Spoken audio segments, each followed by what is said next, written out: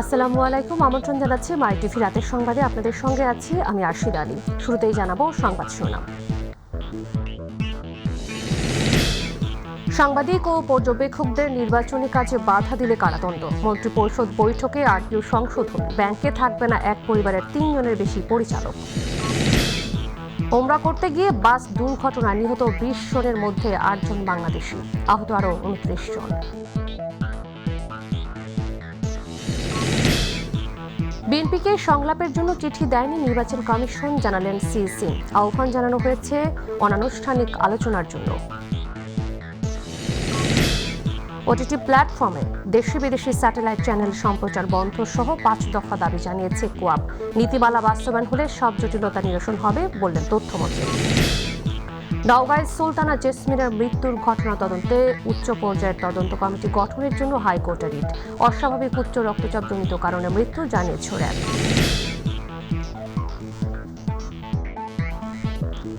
বলছিলাম সংবাদ শিরোনামগুলো, এবারে বিস্তারিত।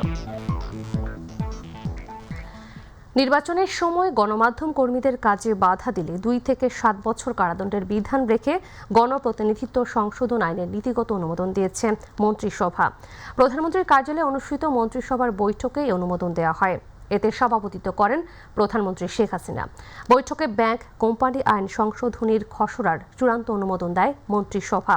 নতুন এ আইন অনুযায়ী এক পরিবারের 3 জনের বেশি পরিচালক থাকতে পারবে না। বিস্তারিত রাকিব হাসানের রিপোর্টে। প্রধানমন্ত্রী শেখ হাসিনার সভাপতিত্বে তার কার্যালয়ে অনুষ্ঠিত হয় মন্ত্রিসভার বৈঠকে বাংলাদেশ জাতীয় সংসদের সুবর্ণ জয়ন্তী উপলক্ষে একাদশ জাতীয় সংসদের বিশেষ অধিবেশনে রাষ্ট্রপতি কর্তৃক প্রদেয় ভাষণের খসড়া অনুমোদন, ব্যাংক কোম্পানি সংশোধিত আইন 2023, ভূমি উন্নয়ন কর আইন 2023 এবং গণপ্রতিনিধিত্ব সংশোধিত আইন 2023-এর খসড়ার চূড়ান্ত ও নীতিগত অনুমোদন দেওয়া হয়। বৈঠক শেষে সচিবালয়ে আয়োজিত ব্রিফিংয়ে আইনগুলোর বিস্তারিত তুলে ধরেন মন্ত্রিপরিষদ বিভাগের সমন্বয় ও সংস্কার সচিব মাহমুদুল হোসেন খান। ব্যাংক কোম্পানি আইন 1991 মোতাবেক আমাদের বর্তমানে বাংলাদেশে ব্যাংকিং কার্যক্রম পরিচালিত হচ্ছে। এটাকে আধুনিক এবং যুগোপযোগী করার জন্য সংশোধনী প্রস্তাব আনয়ন করা হয়েছে, যেটা ব্যাংক কোম্পানি সংশোধন আইন 2023।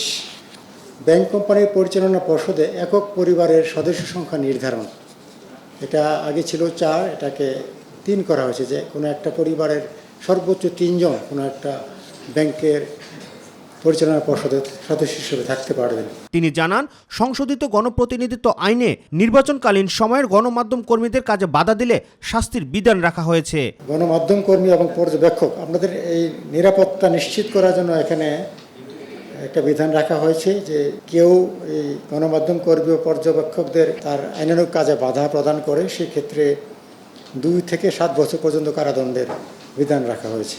একই সাথে মনোনয়ন প্রত্যাশীদের মনোনয়ন জমাদানের ক্ষেত্রেও বেশ কিছু বিধিবিধানের কথাও জানান মন্ত্রিপরিষদের এই সচিব। এখন ইউটিলিটি বিলটা জাস্ট যেদিন সাবমিট করবে তার আগের দিন পর্যন্ত দাখিল করা যাবে। রাকিব হাসান, মাই টিভি, ঢাকা। সৌদি আরবের মক্কায় উমরা পালনের জন্য যাওয়ার সময় দক্ষিণাঞ্চলীয় আসির প্রদেশে বাস দুর্ঘটনায় 20 জন নিহত হয়েছেন। এদের মধ্যে 8 জন বাংলাদেশি বলে নিশ্চিত করেছে বাংলাদেশ দূতাবাস। আহত হয়েছেন আরও 29 জন। সোমবার সৌদির দক্ষিণাঞ্চলীয় আসির প্রদেশের আকাবা শহরে এই ঘটনা ঘটে। স্থানীয় গণমাধ্যম জানায়, যাত্রীবাহী বাসটি একটি সেতুতে বিধ্বস্ত হয়ে উল্টে আগুন ধরে যায়। আসির প্রদেশ এবং আভা শহরের সঙ্গে সংযোগকারী সড়কে এই দুর্ঘটনা ঘটে। নিহতরা উমরা পালন করতে মক্কা যাচ্ছিলেন। আহতদের উদ্ধার করে স্থানীয় হাসপাতালে নেওয়া হয়েছে।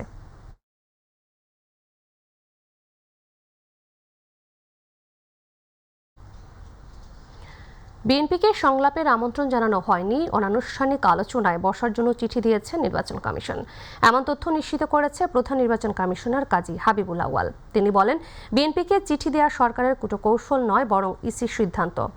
আমেনা হীরা রিপোর্ট। আগামী জাতীয় সংসদ নির্বাচন নিয়ে আলোচনা করতে গেল বৃহস্পতিবার বিএনপিকে চিঠি দেন প্রধান নির্বাচন কমিশনার কাজী হাবিবুল আউয়াল। ইসির পাঠানো চিঠি নিয়ে বিতর্ক সৃষ্টি হলে অবশেষে 4 দিন পর ব্রিফিংয়ে ওই চিঠির ব্যাখ্যা দেন সিইসি। পত্রটি আমাদের এখান থেকে গেছে, সরকারের পরামর্শ অনুযায়ী নয়। আর এটা মনে করা আমরা অনেক সময় ব্যথিত হই যে সরকারের আজ্ঞাবহ হয়ে কোনো কাজ আমরা করব, আমরা সরকারের আজ্ঞা বহন করিনি। একই সঙ্গে সিইসি বলেন, আগামী নির্বাচনকে গ্রহণযোগ্য করতে বিএনপির মতো বড় দলের অংশগ্রহণ প্রয়োজন। বিএনপির মতো একটি দলকে নির্বাচনে আনতে পারলে ভালো হয়। আমরা বলেছি আপনাদের যে কৌশল, সেই কৌশলের উপর আমাদের কোনো রকম মন্তব্য থাকবে না। এ সময় সাংবাদিকদের এক প্রশ্নের উত্তরে প্রধান নির্বাচন কমিশনার জানান, বিদেশি কিংবা কারো চাপে পড়ে চিঠি দেওয়া হয়নি বিএনপিকে। চাপ যেটা বলেছেন এটা একেবারেই একটা অমূলক একটা ধারণা যে এই কতক্ষণ পর পর আমাদের চাপ দিবে, আমরা দেবে যাব, চাপ দেবে, আমরা দেবে যাব, এটা হওয়ার কথা নয়। বিএনপিকে পাঠানো চিঠি নিয়ে বিতর্ক তৈরি না করে চিঠির উত্তর বিএনপি চিঠির মাধ্যমেই দিবে, এমন আশা সিইসির।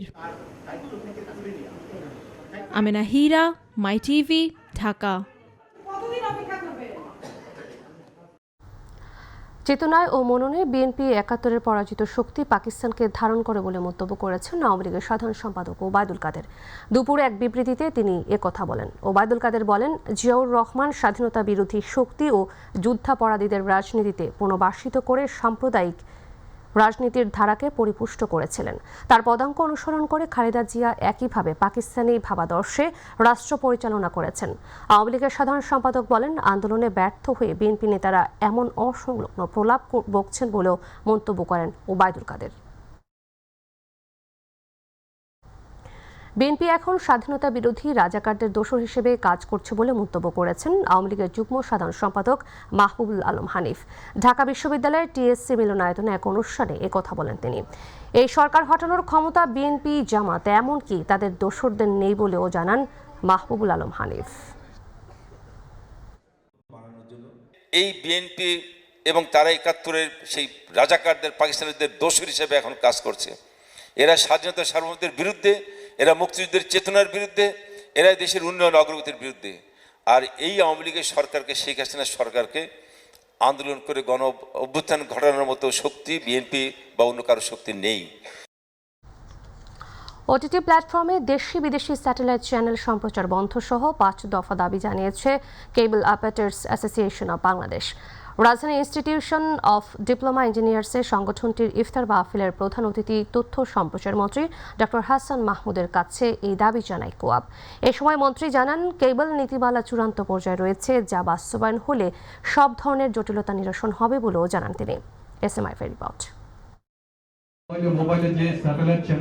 রাজধানীর ইনস্টিটিউশন অব ডিপ্লোমা ইঞ্জিনিয়ার্সে ইফতার ও দোয়া মাহফিলের আয়োজন করে কেবল operators association of Bangladesh, কোয়াব।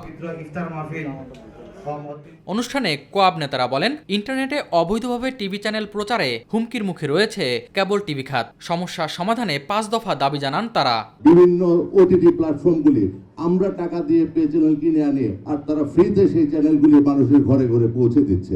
OTT platform থেকে কোনো স্যাটেলাইট, দেশি হোক বিদেশি হোক, কোনো স্যাটেলাইট টিভি চ্যানেল যেন না চলে। আমাদের এই ট্রেডটি আজকে খুবই দুর্দশার মধ্যে আছে। আমরা আমাদের অভিভাবক হিসেবে আপনার হস্তক্ষেপ কামনা করছি। কেবল খাতের জটিলতা নিরসনে সুনির্দিষ্ট নীতিমালা করা হয়েছে বলে জানান তথ্য ও সম্প্রচার মন্ত্রী ডক্টর হাসান মাহমুদ। একজনের ব্যবসার ডোমেইনের মধ্যে আরেকজন সেখানে ইনভেট করার চেষ্টা করা সমীচীন নয়। আমরা নীতিমালাটা চূড়ান্ত করেছি এবং সেটি হাইকোর্টে নিষ্পত্তি হওয়ার পর আশা করছি এই রমজানের মধ্যে নিষ্পত্তি হবে। নিষ্পত্তি হলে পরে তাহলে ব্যাপারে নীতিমালা অনুযায়ী পদক্ষেপ গ্রহণ করা। পাইরেসির ব্যাপারে সুনির্দিষ্ট তালিকা দিলে ১ সপ্তাহের মধ্যে ব্যবস্থা নেওয়া হবে বলেও জানান মন্ত্রী। সুনির্দিষ্টভাবে আমাকে তালিকা দিন, আমি ১ সপ্তাহের মধ্যে এটি বন্ধ করব। এসএম আরিফ, মাই টিভি, ঢাকা। নওগাঁ শহর থেকে আটকের পর র্যাব হেফাজতে ভূমি অফিস সহকারী সুলতানা জেসমিনের মৃত্যুর ময়নাতদন্ত ও সুরতহাল রিপোর্ট অ্যাটর্নি জেনারেলের কার্যালয়ে জমা দেওয়া হয়েছে। এরই মধ্যে ঘটনাটি আদালতের নজরে আনা আইনজীবী এ ঘটনা তদন্তের জন্য একজন অবসরপ্রাপ্ত বিচারকের নেতৃত্বে উচ্চ পর্যায়ের কমিটি গঠনের নির্দেশ শোনাচ্ছে হাইকোর্টে রিট আবেদন করেন। বিচারপতি ফারাহ মাহবুব ও বিচারপতি আহমেদ সোহেলের হাইকোর্ট বেঞ্চ রিট আবেদনটি আমলে নিয়ে শুনানির জন্য ৫ এপ্রিল দিন ধার্য করেন।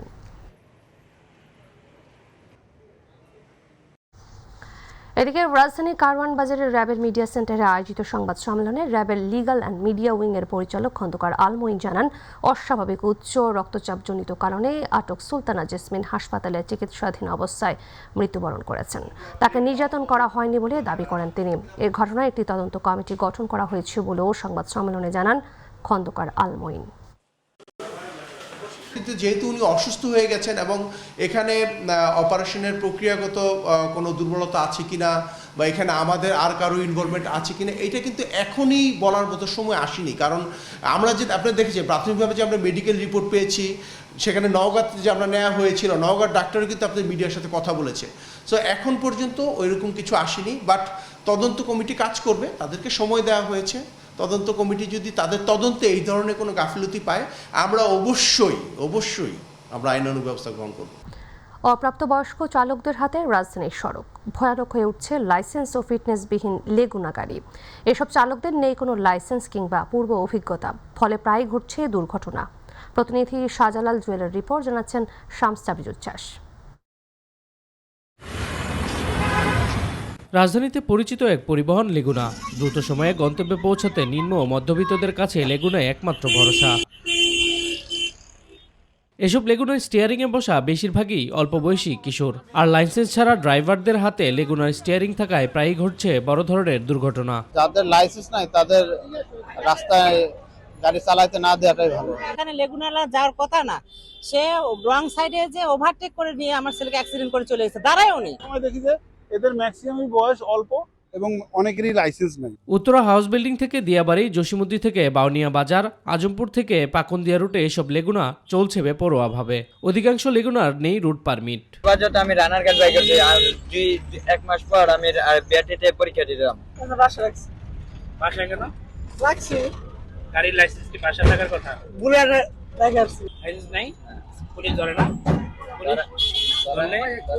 কেমন করে চলছে এসব অবৈধ পরিবহন, এমন প্রশ্নের উত্তর নেই উত্তরা বিআরটি এর উপপরিচালকের।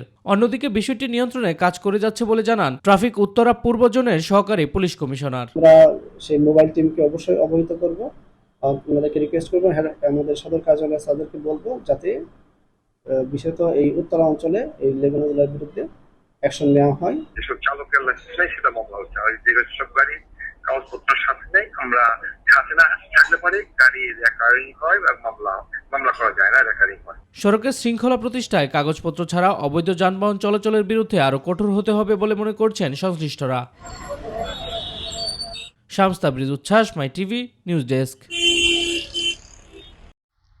জানাবো ঈদবাজারের খবর।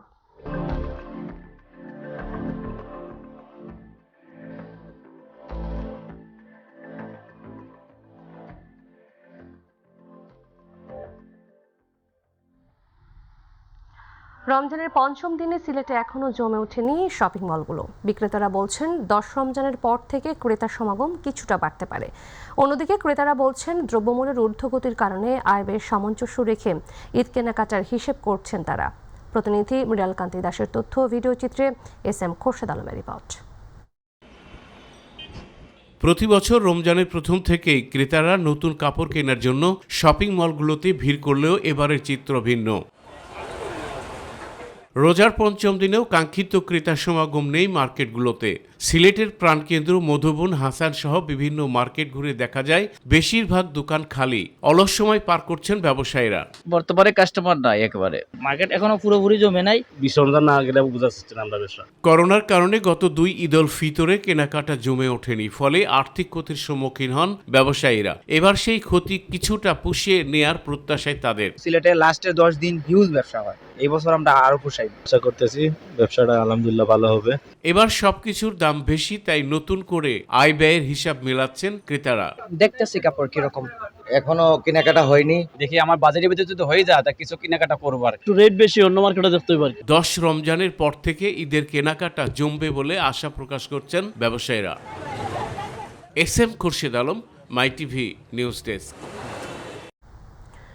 মেঘনা, গজারিয়া, কালাবদর, ইলিশা, তেঁতুলিয়া, মাসকাটার মতো প্রমত্তা নদী দিয়ে ঘেরা জনপদ বরিশালের মেহেন্দিগঞ্জ উপজেলা।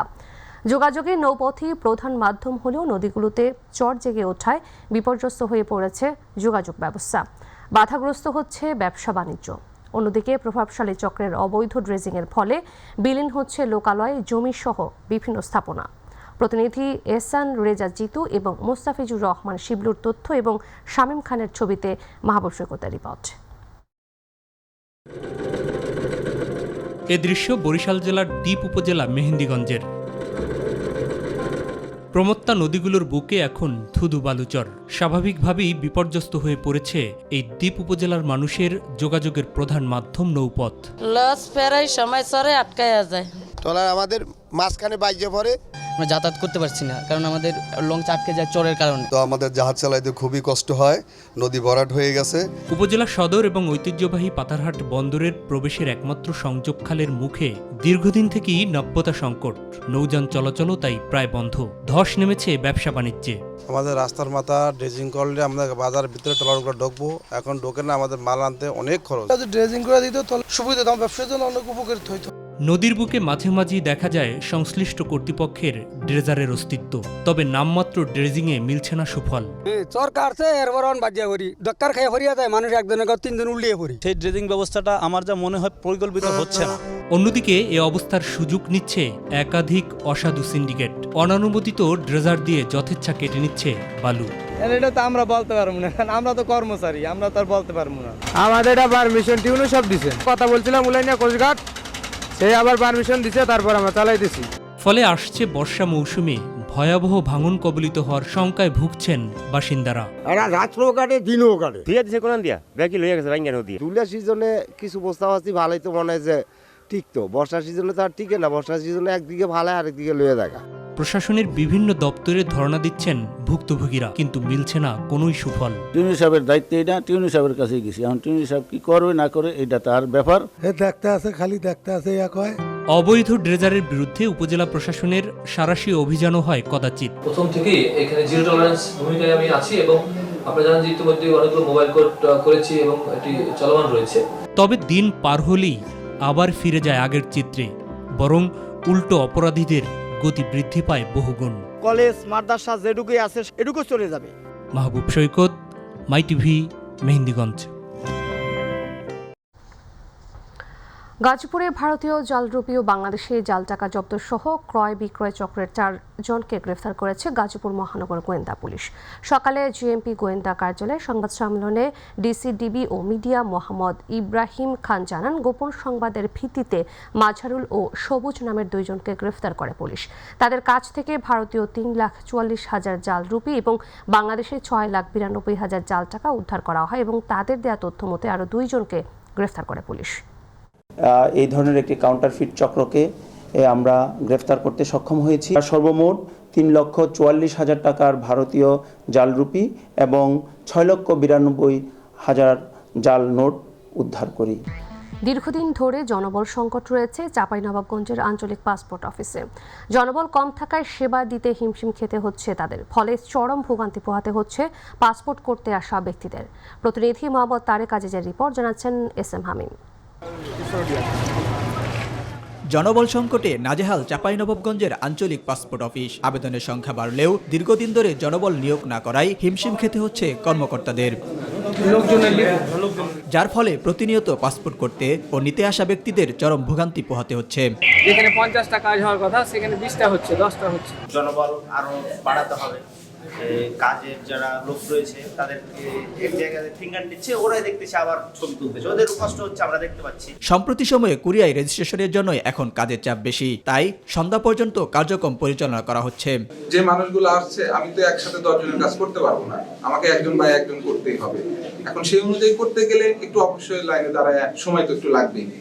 জনবল কম থাকায় সাধ্যমতো সর্বোচ্চ সেবা দেওয়ার চেষ্টা করা হচ্ছে বলে জানিয়েছেন এই কর্মকর্তা। এটাই আমরা আশা করি আমাদের অধিদপ্তর এখানে আমাদের জনবল সংকটের বিষয়টা অবহিত আছে। আশা করি আমরা জনবল সংকটের বিষয়টা তাদেরকে আবার জানাবো। আশা করি তারা আমাদের অধিদপ্তর আমাদের এখানে আর 1 থেকে 2 জন লোক দিবে। দ্রুত সময়ের মধ্যে সরকার যেন জনবল সংকটের বিষয়টি বিবেচনা করে সাধারণ মানুষকে ভোগান্তি থেকে রক্ষা করে, এমনটাই প্রত্যাশা সংশ্লিষ্টদের। এসএম হামিম, মাই টিভি, নিউজ ডেস্ক।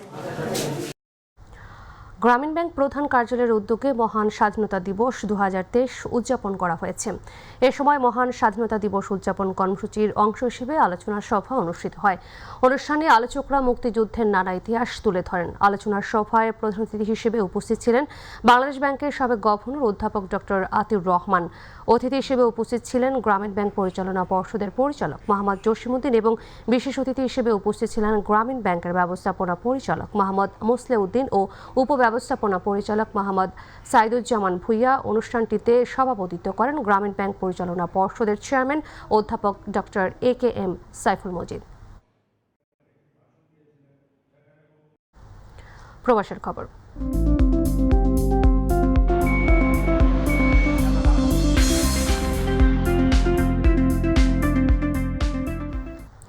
মহান স্বাধীনতা ও জাতীয় দিবস উপলক্ষে তালিমুল কোরআন বাহরাইনের আয়োজনে ইফতার ও দোয়া মাহফিল অনুষ্ঠিত হয়েছে। বাহরাইন এর রাজধানী মোহাররক শহরের আল ইসলাহ অডিটোরিয়ামে স্থানীয় সময় বিকেল 5টায় সংগঠনের সভাপতি ইঞ্জিনিয়ার জয়নাল আবেদিনের সভাপতিত্বে ও সংগঠনের প্রচার সম্পাদক মোহাম্মদ সালাউদ্দিনের পরিচালনায় পবিত্র কোরআন তেলাওয়াতের মধ্য দিয়ে অনুষ্ঠান শুরু হয়। অনুষ্ঠানে প্রধান অতিথি হিসেবে উপস্থিত ছিলেন বাংলাদেশ স্কুল বাহরাইনের চেয়ারম্যান মোহাম্মদ মুইজ চৌধুরী সহ বাংলাদেশ কমিউনিটির নেতৃবৃন্দ এবং বাহরাইনের বসবাসরত প্রবাসী বাংলাদেশিরা।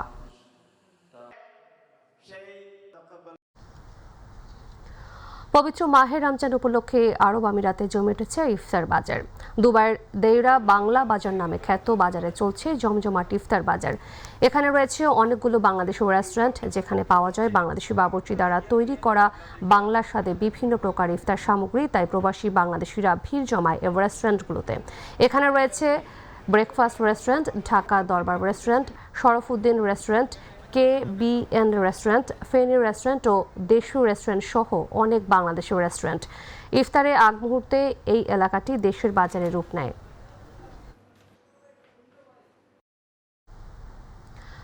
আরব আমিরাতের দুবাই হয়ে গেল বাংলাদেশ শিল্পী সমিতি আরব আমিরাতের উদ্যোগে 2 দিন ব্যাপী স্বাধীনতার সুবর্ণ জয়ন্তী ও বর্ষপূর্তি উদযাপন অনুষ্ঠান উদ্বোধন করেন Bangladesh consulate consul general BM Jamal Hossain.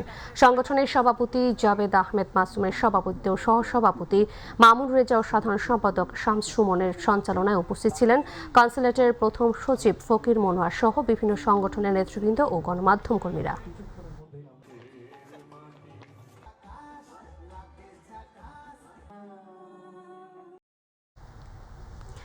এবারে রমজান মাস জুড়ে বিশেষ আয়োজন কটন হাউস, ফুড হাউস ও গোল্ডেন সার্ভিসের সৌজন্যে বিশ্বনবীর পথে।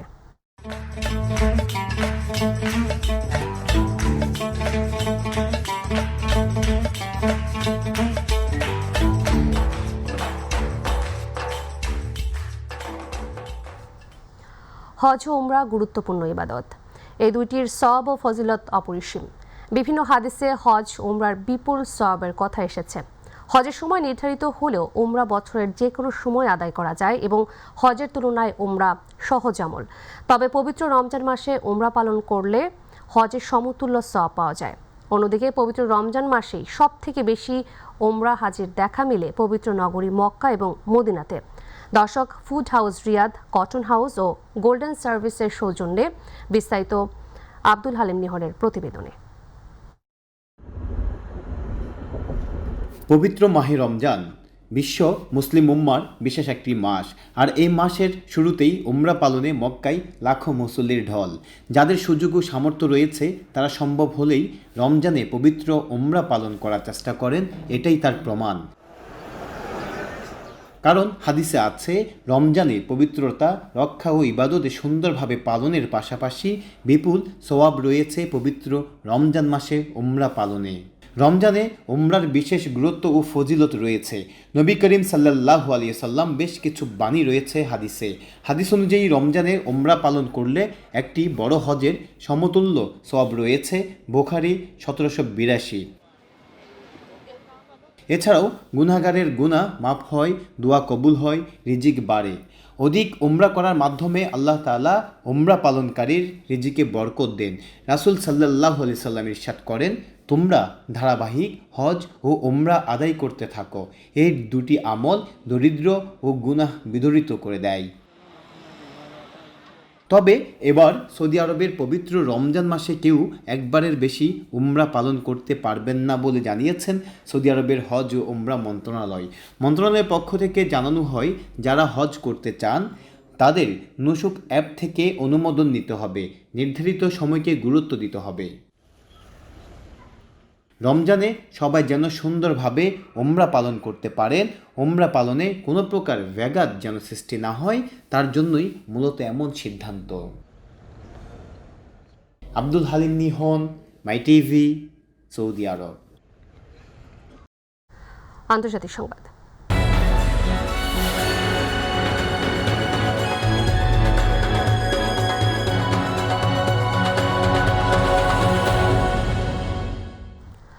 যুক্তরাষ্ট্রের টেনেসি অঙ্গরাজ্যের এক স্কুলে বন্দুকধারীর গুলিতে 3 শিশুসহ 6 জন নিহত হয়েছেন। পরে পুলিশের গুলিতে 28 বছর বয়সী ওই বন্দুকধারীও নিহত হন। বন্দুকধারী স্কুলটির প্রাক্তন শিক্ষার্থী ছিলেন বলে জানা গেছে। স্থানীয় সময় সোমবার টেনেসির নাশভিল শহরে একটি বেসরকারি স্কুলে এই ঘটনা ঘটে।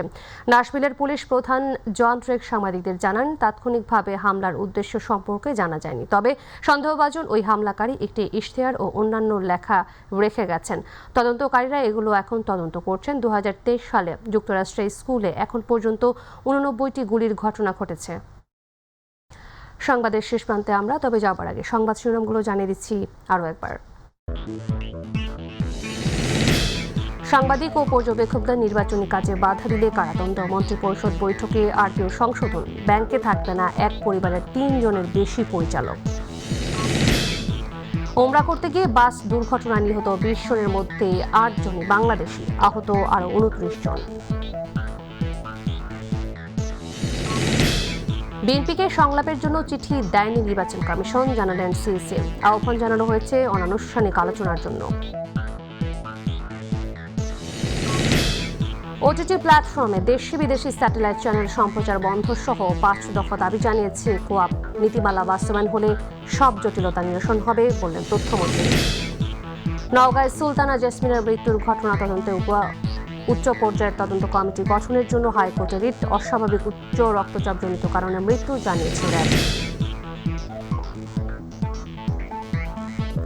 প্রিয় দর্শক, ধন্যবাদ সাথে থাকার জন্য। এছাড়া ইউটিউবে মাই টিভি সংবাদ পেতে ভিজিট করুন youtube/mytvbniws এবং আমাদের সকল অনুষ্ঠান দেখতে ভিজিট করুন youtube/mytvbangla ও facebook/mytvbangla।